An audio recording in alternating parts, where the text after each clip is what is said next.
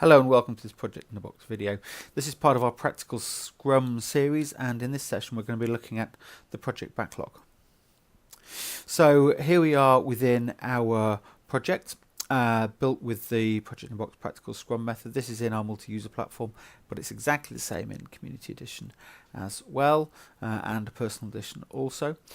You'll be working your way through the process till you get to the area where you want to be. And here we're going to look at updating our product backlog.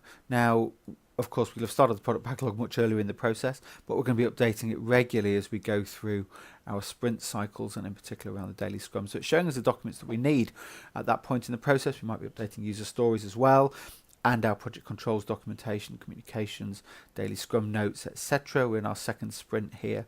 And here's our product backlog.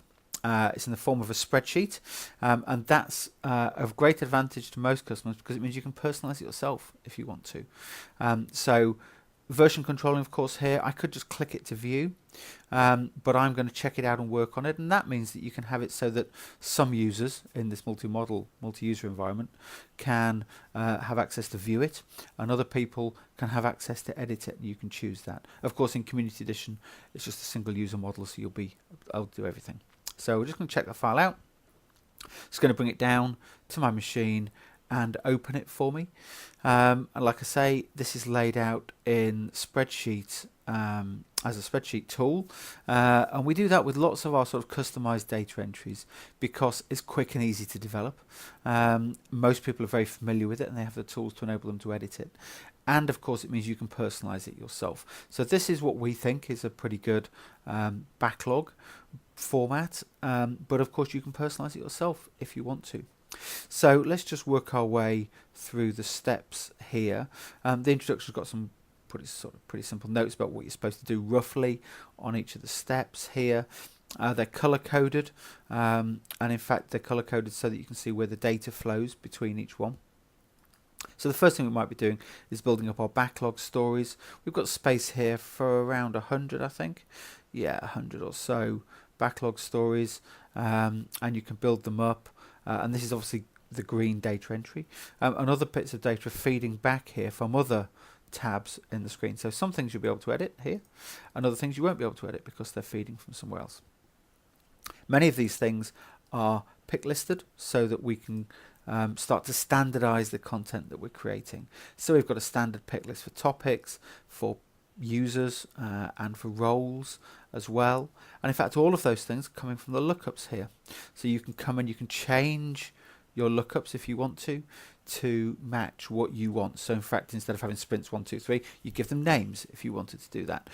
You could change your statuses and your ratings as well for the stories. So all of those things you can change, the symbols for finance, etc., the units of time, all available for you to personalize. That's without changing the spreadsheet at all. It's built in like that. So we're going to go through here building up our backlog stories, collecting information about them in the normal sort of form of we give it a title, and I want to do so that I can. I want to document the story backlog so that we can plan better. You might have further information links here, and in fact in this case we're using the information links in Project in a Box to a particular story file. So we've got a story documented in much more detail in this case, and we're providing a link to it from here so that users here can go back and see that further detail. We've got a rating system, as we mentioned earlier, and then we've got status here of the activities as they're being done, which sprint they're assigned to, or if they're not yet assigned. Some of these are not fully documented yet. Are they done? Yes. So this is the sort of first place where we might come in, and we might then come back and add extra things to here as we go along. We're then going to move on to assess these activities. So we'll see that the basic information about each story is then being fed through from the backlog. It's therefore green and not editable. And then we're adding some extra information on. And this is to keep it manageable as we progress through. We don't want a massive long list of all the columns in one place because it's a bit difficult to see it all. This is running on a laptop, and it's sort of designed so you can see it easily on a laptop screen, you know, at a reasonable resolution, rather than having to run big screen format. So we'll be coming through here and updating this in the sort of way that we might normally need to do that. You could of course wrap these cells if you want to make them nice and big. You can, of course, reference through to other sources, as we saw earlier. And we're coming in here and recording the assessment of how long we think these activities are going to take. There might be some external costs. It might just be a timed activity, but we're putting that in here and we're building those up. So for these new ones that came in earlier, we could come through and give some information here, and we could say, well, there's going to be no external cost of that. I think this is probably going to take 15 days. We're happy with that, and of course this can be done by team members or whoever needs to contribute to these particular activities. And I'm going to leave that one unassigned, and this one don't need to put anything in, but we're going to say it might have the mailing. We might need to buy some sort of mail component in to do that, and it's going to be a certain amount of time, and we're going to have that as a key thing on our next sprint, so we're going to sign that up against sprint 3. So we just go through filling those in, and of course that information is going to be feeding back through to all the different areas. And we then come through to activity here, and this is now we can see some information coming through from the green area with backlog stories and assessment, sprint duration, which is about our sprint planning further on, and here we can see activity. We've got notes and feedback on the activities as they're happening, and are they done yet. So here we've got the actual costs we've been incurring, and then we've got the remaining activity, and so things that have been highlighted to the current sprint or a previous sprint will have been set up here ready for us to start feeding data in. When things are not applicable because they're outside of the sprint window, or the activities are not yet assigned to the current or a sprint that's already happened, they're shown as not applicable. And so in here we can come and say, well, we're now on sprint day 2, so the remaining activity on this is 5 because we've not started it yet. The remaining activity on this, as we assess it each day, well, we've started some work on this, and this has now come down to 43, and we've done some work on this, and this is now down at 51, like that.